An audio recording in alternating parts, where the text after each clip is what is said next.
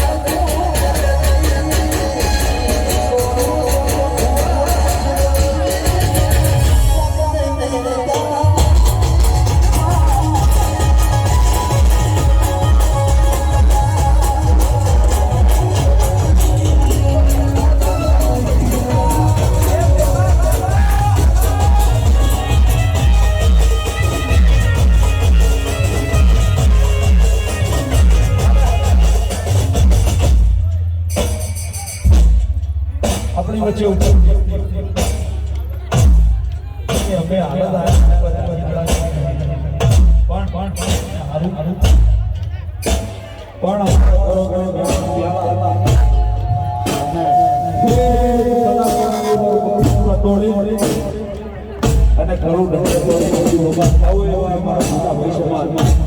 નીતિનભાઈ બારોટ હોય એમને વેળા ના ચૂકતા ભાઈને આપણે દોસ્ત આવશે જોર ભાઈનું સ્વાગત આવું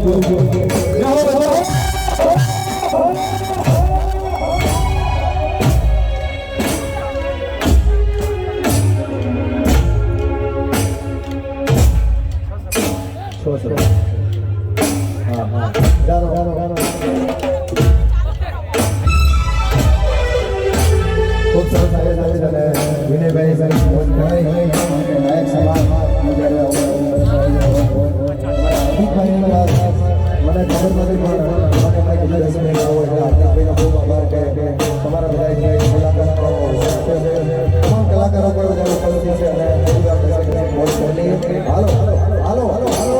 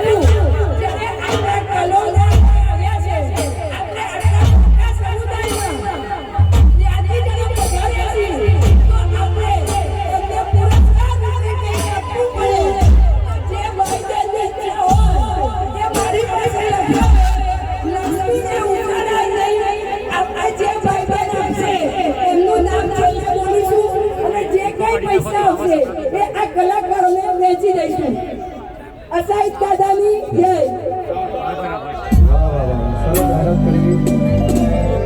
પરિવાર બધાનો ખૂબ હૃદયપૂર્વક આભાર.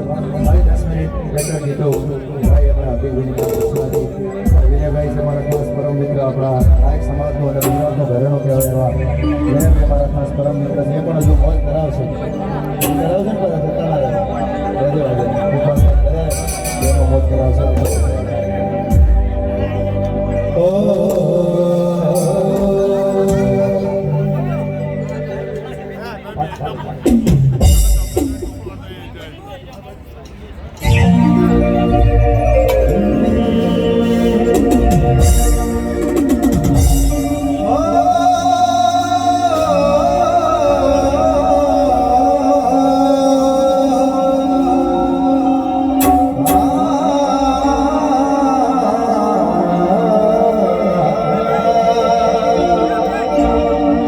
મારા દીકરાની સેવા કરવાની છે.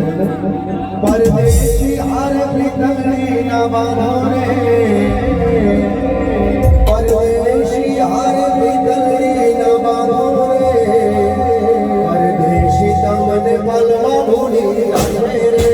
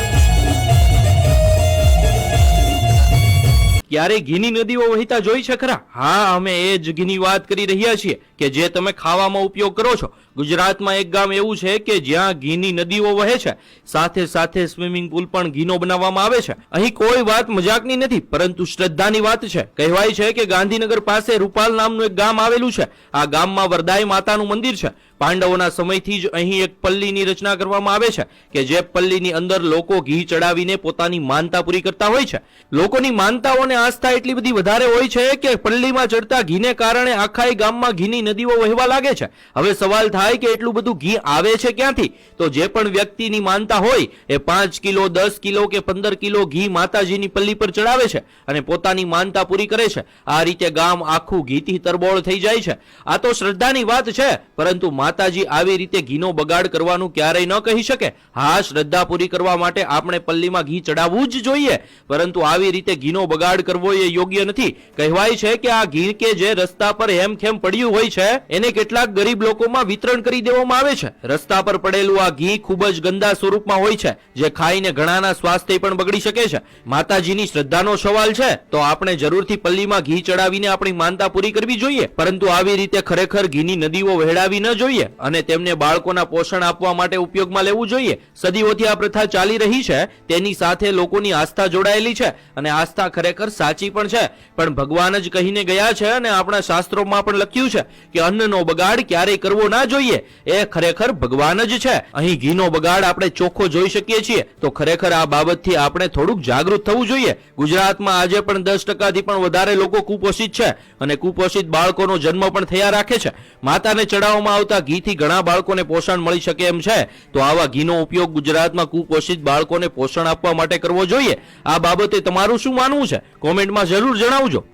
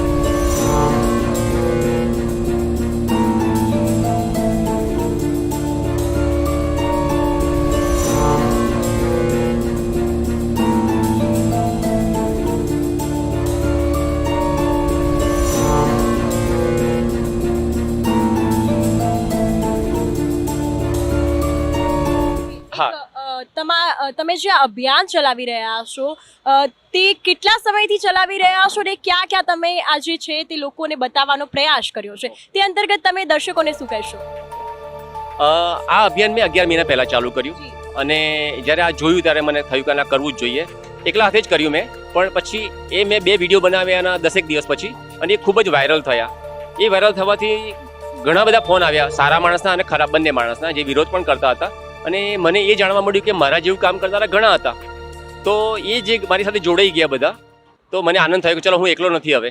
તો મારી સાથે એ લોકો જોડાઈ ગયા. ગ્રુપ અમે લોકો વોટ્સએપ ગ્રુપ બનાવ્યું છે અને એમાં રૂપાલ ગામના ઘણા લોકો છે. રૂપાલ ગામના લોકોને લેવાનું પણ કારણ એ હતું કે મારે જ્યારે આ કામ સફળ બનાવવું હોય તો રૂપાલ ગામનો સાથ સહકાર મળવો જરૂરી છે. એના માટે મેં મંદિરના દર્શન ગ્રુપ હતું મારી પાસે, એમાંથી મેં 1000 નંબર લીધા અને એ લોકોની સાથે મેં ચર્ચાઓ કરી. અમારા બીજા મિત્રો પણ ચર્ચા કરતા હતા અને નક્કી થયું કે ભાઈ આના માટે કંઈક કરવું. પછી તો એટલે 11 મહિના થઈ ગયા અને એમ કરતાં આજે મેં ઘણા બધા વિડીયો બનાવ્યા છે. મારી સાથે જે વાતચીત થઈ લોકોની, ટ્રસ્ટીઓ સાથેની વાતચીત, એ બધા મેં વિડીયો મારી યુટ્યુબ ચેનલમાં રાખેલા છે. તો એ હું તમને જાણ કરીશ.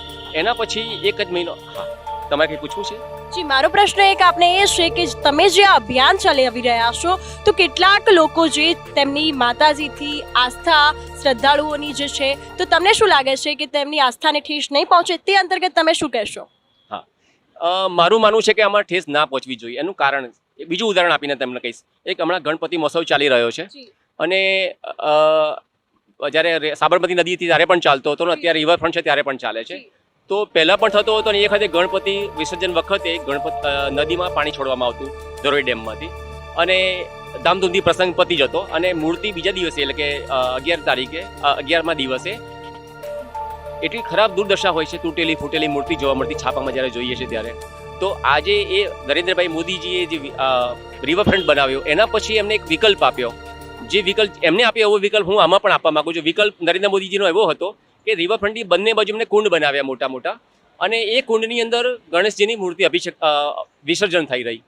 તો પરંપરા પણ જળવાઈ ગઈ, અભિષેક પણ થયું અને મૂર્તિને નુકસાન ના થયું, ખંડિત ના થઈ ગઈ. તો એવી રીતે જ અમે લોકો ઈચ્છીએ છીએ કે સરકારની પરમિશન મળે, ટ્રસ્ટીઓ પણ રાજી થાય અને ગામના લોકોમાં રાજી થઈને અમને જો રજા આપે તો ટ્રેક્ટરની બાજુમાં જ અમે અમારી 500 લીટર 1000 લીટરની ટાંકી જેવી જરૂરિયાત એ પ્રમાણે જેટલી ટાંકીની જરૂર હશે એટલી અમે માગશું અને લાવશું અને ત્યાં રૂપાલ ગામમાં મૂકશું પ્રસંગના 4-5 દિવસ પહેલાથી.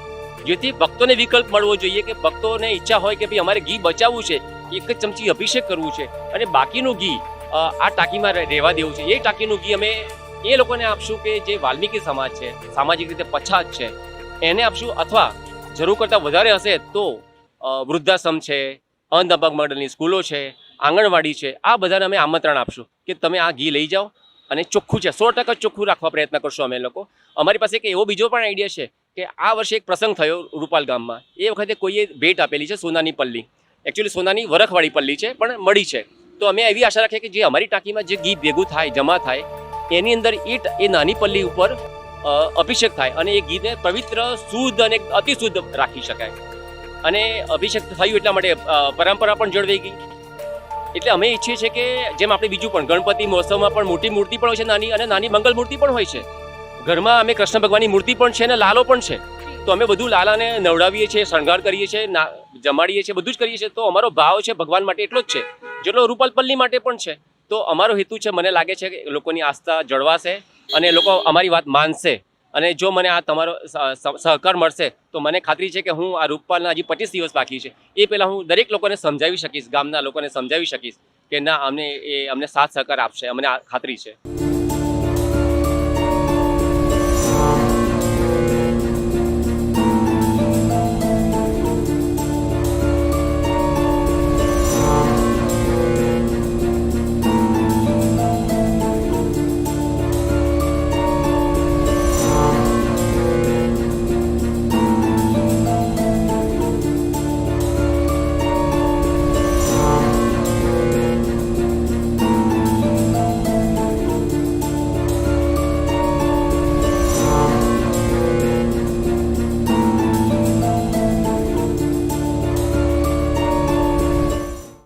તારીખ 5 ઓક્ટોબર 2023 રૂપાલ પલ્લી રથના સ્વયંસેવકો પ્રણામ.